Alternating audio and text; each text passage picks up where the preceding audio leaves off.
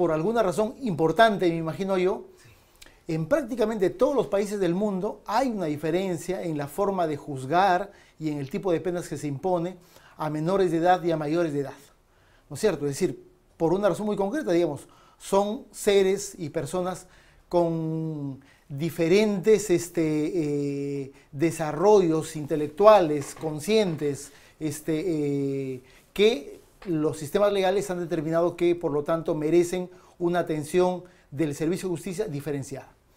Eso en primer lugar. En segundo lugar, te diría las experiencias que han existido en el Perú de juzgamiento de menores en esta dirección, de rebajar no las condiciones de imputabilidad, sino de imponerles el sistema penal de los adultos para los menores, que sobre todo significa la posibilidad de imponerles una pena igual a la de los mayores, simplemente ha sido desastrosa en el Perú. Y te menciono un caso muy concreto. El año 92, Fujimori dictó una legislación para que, por la misma razón, en los casos de menores de edad que estaban siendo utilizados por Sendero Luminoso para colocar explosivos, esas personas iban a ser juzgados como si fuesen mayores de edad. El resultado fue simplemente desastroso. ¿Cuál fue ese resultado? El resultado fue que... ¿Se redujo la utilización de menores de edad? No se redujo la utilización, que es un tercer elemento que habría que tomar en cuenta. Es decir, ¿para cuántas personas se está pensando cambiar las reglas de juego del sistema penal? ¿Que son 1.000, 3.000, 5.000 personas? ¿O simplemente son unos cuantos y por lo tanto hay que tener una idea diferente de cómo combatirlo? Pero te decía, sobre lo anterior, fue desastroso porque el impacto que tuvo la prisión sobre estas personas fue muy contundente y dio como muestra y señaló como conclusión de que no era el sistema judicial penal la alternativa para resolver ese problema. Obligó a tener una mirada hacia otras alternativas, porque el daño que se estaba generando a esas personas, además que en muchos casos eran jóvenes inocentes, obligaba al sistema judicial a repensar esa alternativa que por decreto ley se había impuesto el año 92, ¿no? Lo tercero es esto que te mencionaba, es decir, cuántas personas están involucradas en este tipo de delitos, ¿no es cierto? Es decir, vale la pena cambiar las reglas de juego de una manera tan radical y tan dramático para unos cuantos casos, por más graves que sean.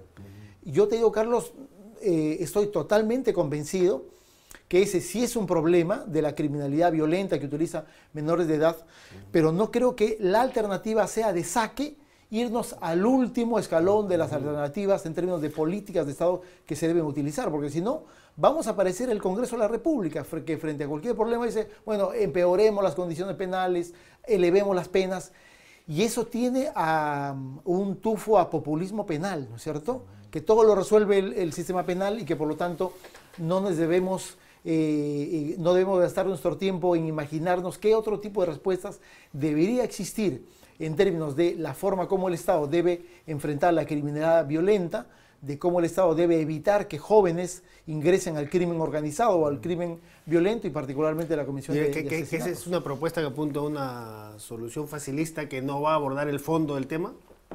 Sin ninguna duda. A mí me parece que es lo más facilista que hay en los últimos tiempos, es decir, bueno, acudamos a la ley penal y por lo tanto la ley penal es la que nos va a resolver el problema, ¿no es cierto?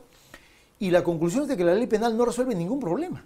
Y creo que Sequeiro lo sabe, él es juez penal hace mucho tiempo y sabe que tenemos un código penal del año 91 y desde el 91 hasta el 2014 se han producido más de 400 modificaciones, todas en una sola dirección, que es elevar las penas o crear nuevos delitos. Esa es la otra pregunta. ¿Qué efecto tiene eso? Porque, bueno, digamos, lo que esconde esta alternativa es decir, frente a este problema de sicariato, de crimen y que tiene adolescentes como protagonistas, entonces si elevamos las penas y eso va a reducir el problema de esa criminalidad adolescente. Digamos, tanto las experiencias en el Perú, experiencias internacionales, ¿hay una relación entre incrementar penas y reducción del delito o no? Ninguna, no hay ninguna en realidad. No solamente por la experiencia internacional de que los países en donde hay inclusive pena de muerte para delitos graves, la existencia de ese tipo de pena no ha significado una inhibición de la comisión de hechos delictivos.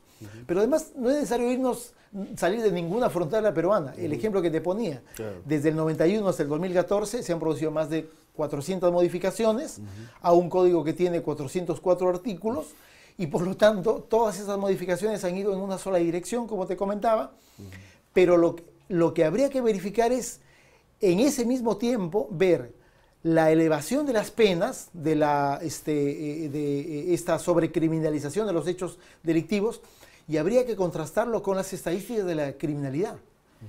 Y la conclusión es una conclusión lamentable, pero yo diría preocupante, es decir, que cuanto más se aumentaban las penas, la criminalidad crecía tanto y de manera sostenida en el tiempo. Por lo tanto, no significa ninguna inhibición, ningún escalón insuperable para la criminalidad. Sí.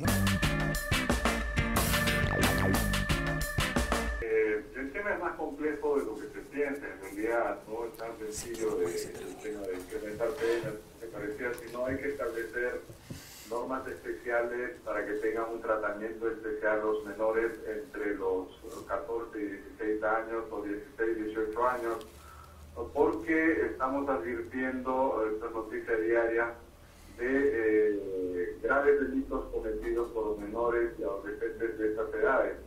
Entonces creo que tenemos que prevenir la posibilidad de sancionar de manera especial, ¿no es cierto?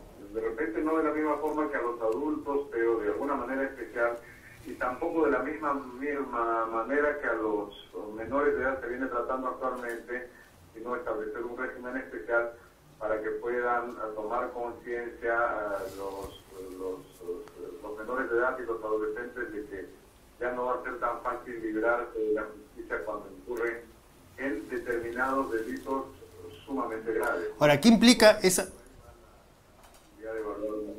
Cuando usted dice unas penas especiales y jugar de manera especial, ¿qué implicaría eso? ¿Cuáles son esas penas? Usted dice que hay que analizar, aplicar penas especiales y jugarlo de manera especial. ¿Eso qué implica?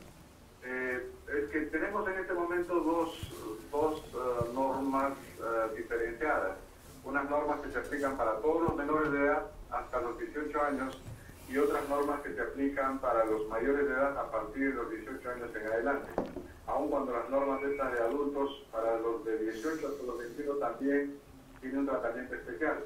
Pero como el tratamiento general es para todos los menores, desde los 17 y 11 meses hasta los más pequeños, 12, 11 años, entonces deberíamos priorizar o establecer un régimen especial en diferencia a los muy menores de aquellos que ya tienen 14 años o 16 años, hasta los 17 años inclusive, que puedan ser sometidos ya a regímenes más severos de tratamiento o de recuperación, tratamiento penitenciario, o tratamiento de resocialización.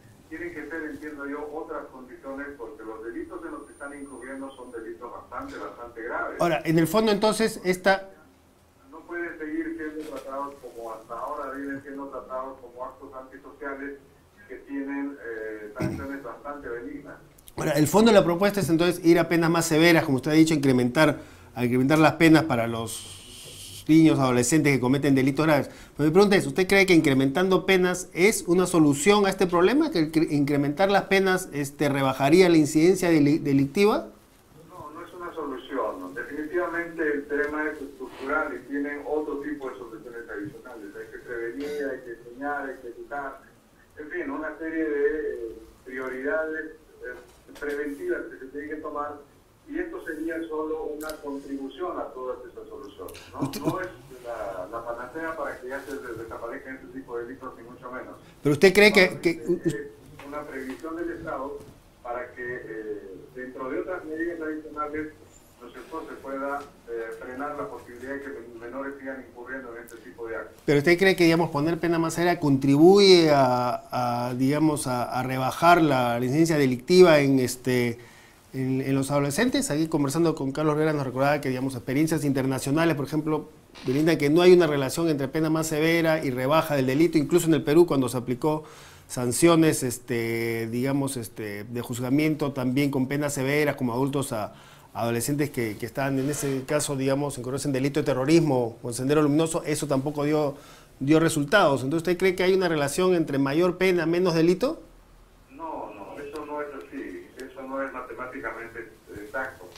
No es que cuando impongamos más penas ni a los adultos ni a los menores van a desaparecer los delitos, sino que simplemente es una medida contributiva frente a otras medidas adicionales que se tienen que tomar, más importantes probablemente, que van a contribuir en que precisamente no sigan ocurriendo este tipo de actos. La persuasión, dejar pendiente una pena severa contra determinados actos que cometa la sociedad o cometan las personas, evidentemente restringe de alguna manera la posibilidad de que las personas incurran en esos actos, pero eso no es suficiente. Eso no es correlato de que van a desaparecer los actos delictivos, ni mucho menos, sino simplemente son situaciones contributivas. Ahora, ¿cuánto? La experiencia penal nos establece que efectivamente poner penas más severas no soluciona nada, pero sí contribuye en prevenir que no se produzcan algunos hechos más.